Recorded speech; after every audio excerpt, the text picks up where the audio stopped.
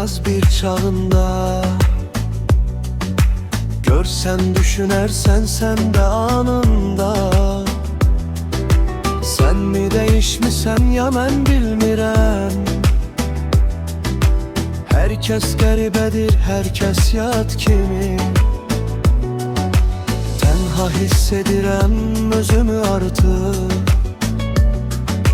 Geçmişin silinmez izingə qaldı.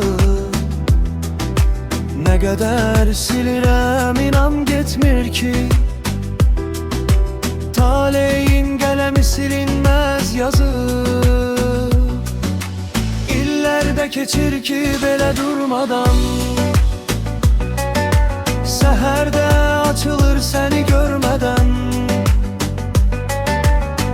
Yara yar oldun sen ki değiştin. Sabahtır ya gece indi bilmirəm. İllerde keçir ki belə durmadan. Səhərdə açılır səni görmədən.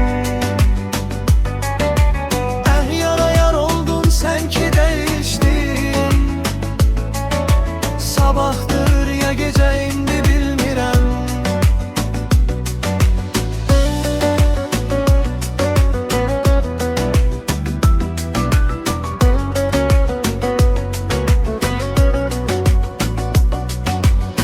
Şehir sabahın yaz bir çağında.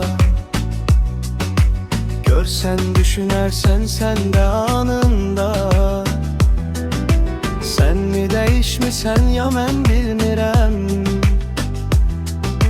Herkes qəribədir, herkes yad kimi. Tənha hiss edirəm özümü artıq. Geçmişin silinmez izingə qaldı. Ne kadar silirəm inan getmir ki. Taleyin qələmi silinmez yazı.